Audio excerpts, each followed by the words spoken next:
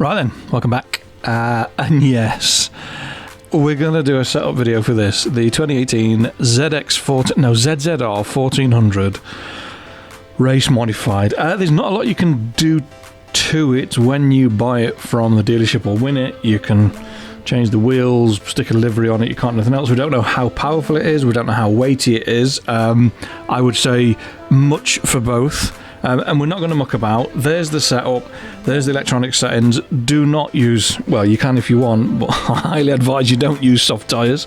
It destroys them. It also destroys medium hards if you give it the chance as well. Yeah, this is a fun motorcycle to use. Pros: cubic capacity for days, 1441 cc's of Kawasaki's finest. It sounds filthy as well. It just keeps pulling. Of course it does. It's nearly a 1.5 litre bike. It's quicker than you'd think, and I don't mean in a straight line, I mean around a circuit. Cons: it hammers tyres. It destroys softs and wet tyres. The first race is at Valencia in the wet, and the rear tyre did not enjoy itself. It's as hefty as a grand piano. It takes so long to transition from side to side, which the last race at Suzuka was a nightmare, and the handling takes some care. If you miss your braking point, which makes it sound like a braking issue, but it's not. If you miss your braking point, the bike is that fast and that heavy and that difficult to move from side to side that you struggle to correct your mistake. It's not like you can tap the rear brake on, engine brake in 3 all the way through all the races. It's not like you can tap the rear brake on and just pull the bike back onto line. It does not want to know. First race, Valencia GP circuit in the wet, 5 laps. So lap 1 wet, lap 2 not wet, lap 3 very not wet. You get the idea. We reset it to 2 and 8.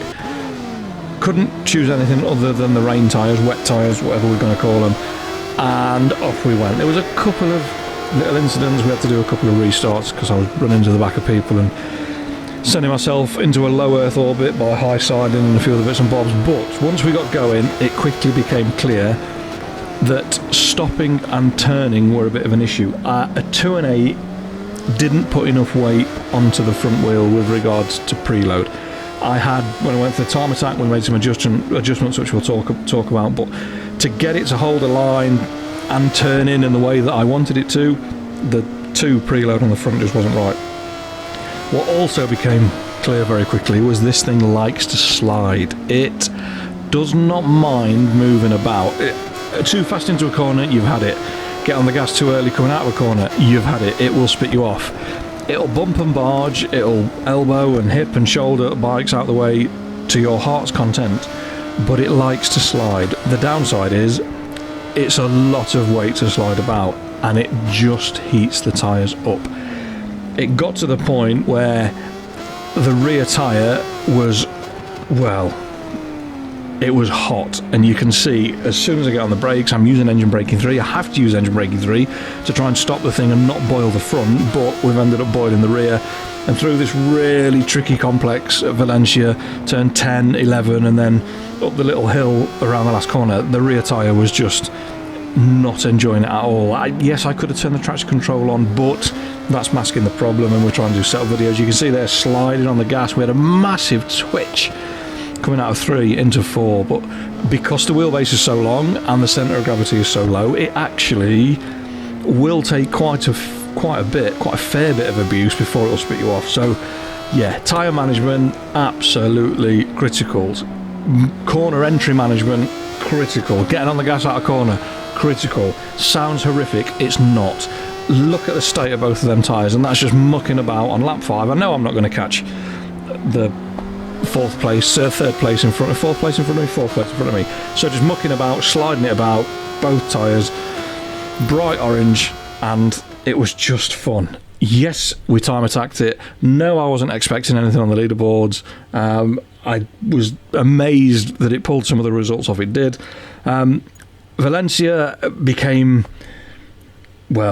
clear that I wasn't going to go much faster than I'd gone on lap 1. Despite trying, all I was doing was cooking the tyres. But the changes we made, we took 1 off the front preload, we added 2 to the spring hardness and compression, and we took 1 off the rebound. That's all on the front end to get it to turn in, give it a bit more support, try and balance the excess energy now coming from having a lower preload setting on the front with the need to not boil a front tyre and so on and so forth. But lap 1, straight out of the box, we did a 1:36.006 in the race, which was 550th.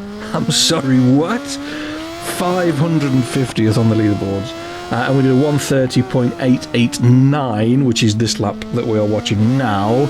And that would have put us 161st. Now, I spent 5 minutes scrolling to the top of the leaderboard to try and establish whether there was any quicker ZZR-1400 race bikes or ZX-1400 race bikes in the top 160, and it turns out it's not. Surprise, surprise. Make sure you're sitting down. It's not that popular. Who'd have thunk it? Not me.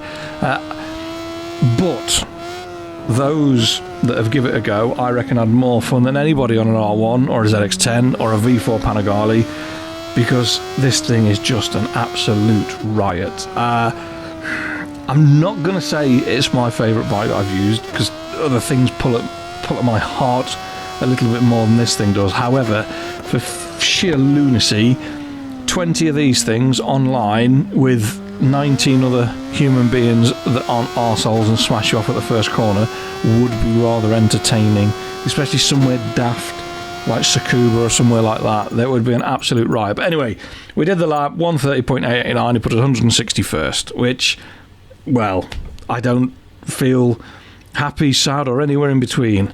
It went 161st, and that is the end of that. Next race, Phillip Island. Oh, if ever there was a track that the Z14 was going to go, we'll call it Z14, that's a compromise, isn't it? Well, that any track that the Z14 was going to go well at, it would be Phillip Island. We got a horrendous start, horrific.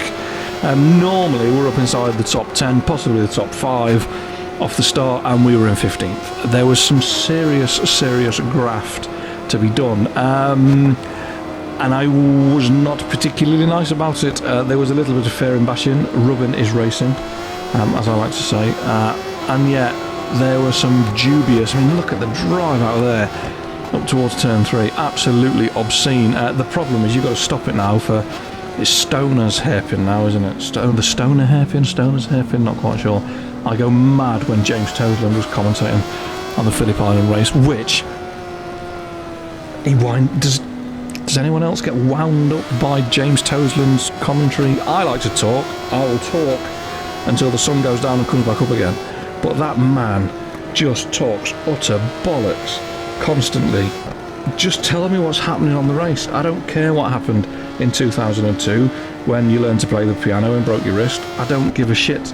Just tell me about the race. But anyway, please don't open that box, because I will rant and rave until I turn into a slightly more rotund version of James Toseland, where people are just going, what is this knobhead on about? But anyway, back to Phillip Island. By the end of lap 1, we'd gone from 15th up to 7th. We lit the afterburners down the straight and just tried to get as past as many people as we could.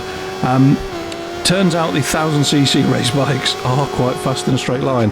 That was a brave move through turn 1, through Durham Corner. Took a little bit of time to catch up with the remaining bikes, and this was filth. I almost restarted it when I did this. I felt that dirty. That was just absolute filth. If I'd done that in an online race, I would probably have just left the lobby and apologised to the person it was and never showed my face again. The next lap, we had another go up the inside of another ZX-14. So, yeah, not the cleanest race, not the most gentlemanly display from myself on a very fast motorcycle around Phillip Island, but it was fun. I went a little bit hard on the tyres. I went too hard on the tyres. I chose hard and hard, but at the end of lap 5, the bike seemed to come alive. I don't know why, there's no fuel going out of the tank. It's not an endurance race, so the fuel level's static, but all of a sudden the tyres warmed up and it absolutely flew until we clipped the wall across the line and probably wore ourselves right the way down to the bone. Time attack wise, few more laps. It was a little trickier to get what I considered to be a clean lap, but we did a 1:26.9, about a second faster than we went in the race, and that would have put us 92nd. Again, I think it's the top ZX-14. I mean, it's like saying I've got the brightest I don't know, star in the sky. It's an absolutely pointless statement saying it's the fastest ZX-14, but it went 92nd, and we will leave it at that. Mugello. Now, again, Mugello, well inside this bike's arc, massive long straight, power circuit, no, wrong, or I was wrong. The corners. Most of the corners have quite a long braking zone into them and through them. They're not sort of like short, sharp corners, brake, turn, stand it up, fire. You're on the brakes and on the gas on the side of the tyre for quite a long time, and then you've just got the long straight, and it was impossible to drag the leaders in. The problem was me being over ambitious and doing stupid stuff like that. Avoiding action on the Italian, on the naked. I think that was an MV, but I don't know. I'm not actually listening to the sound right now. I'm just trying to guess. But yeah, struggled with corner entry, struggled with mid-corner speed, did stupid things like that where we turfed someone on an MVF4 race bike into the gravel, and I wasn't particularly happy about it. Not as bad as the one at Phillip Island, but hey. What the bike did well was go down the straight, funnily enough. 0 to 170 on this thing is obscene. It doesn't feel or sound like it's pulling particularly quickly, but the speedo's like something out of Knight Rider. It's going up in 5s. It's just quick, absolutely fast, but it seems to top out in 6th. I mean, I could probably have gone for longer gearing, but that would have just made it even worse coming out the corners. The biggest problem I had was a cold front tyre. I stupidly put a hard in the front, thinking that the braking zones through the first turn and a few others would heat the tyre up, and they didn't. All they did was make it understeer, which then put loads of pressure on the rear through the middle of the corner and coming out of it, and I just couldn't catch up. Another lap, I might, I'm not saying I would have done, but I might have caught them up. And sometimes, yes, this game gets a lot of stick. Yes, it's not perfect. No, it's not as realistic as X, Y, and Z. But the AI are quick. They can be very, very, very, very fast, and it's very frustrating. This drove me to make a change because the extra load on the rear was causing it to step sideways, and it wasn't great on the side of the tyre. So I put one into the rear spring hardness, and I took one off the rebound and comp on the rear shock, just to try and put a stiffer spring on, but get that spring moving sooner, so it's in that better zone. I know we talked about it on the last video, so I won't go over again. We did a few laps, and we ended up 160th. We went, 1.2 seconds quicker than we did in the race. Again, it's inside the top 200. I am more than happy with that. It's like driving a stately home's living room around some of the circuits. It's that large. And the next one was Laguna Seca. And again, I didn't think that this would suit the big fat green machine. Turns out it wasn't too bad. Corners aren't quite as long as Mugello. Straights aren't as long neither. And now, I don't know if the ambient temperature makes any difference to the temperature of the track and the grip levels or mu levels or whatever you want to call them, but the track seemed quite greasy. The bike didn't really want to slow down. The corkscrew was a nightmare. It was trying to wheelie, skip sideways, slide, and throw me off all at the same time, which was interesting the first time I went through there.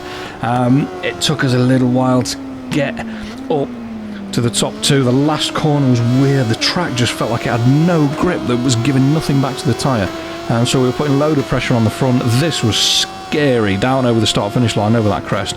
I quite like watching the American Superbike stuff. The Daytona 200 was on last weekend before, and that was quite entertaining, although they only run the 600, well, the Supersport stuff, not the 600cc4s and bits and bobs. But we finally got to the front, start lap 3, little bit of a nibble through turn, what's that, turn 3? Yeah, turn 3, and that opened the door into turn 4, and then we were away with the fairies, and we just kind of walked away a little bit into the distance. Again, the track was quite greasy, so we didn't pull out a massive gap, just over a second or a second-ish at the end. The Chinese rider came from nowhere and just kind of stomped his way, or their way, into second place. But yeah, greasy track, loads of power. I went mediums after the mistake I made at Mugello, and I probably should have gone a hard, but again, I don't tend to redo the races. I just tend to do them and see how we get on. Only 8 laps on the time attack. We did a 120.6, which was, 1.5 seconds quicker than the race, and that put us 59th.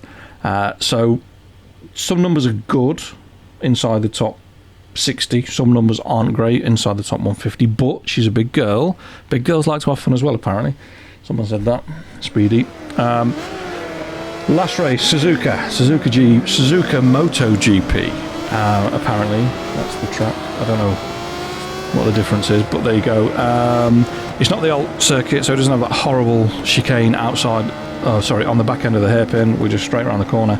And I did not think that this track would suit the big Kawasaki at all. Up through the snake, transitioning from left to right, and then all the way around the double, triple left-hander, then a double right-hander under the bridge, and then up to the hairpin.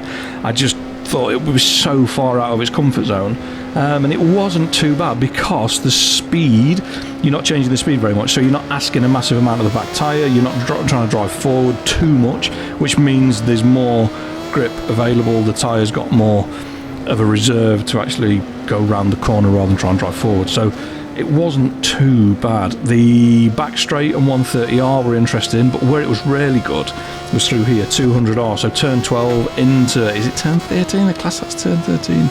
Yeah, no, not really. Maybe it's just one long corner.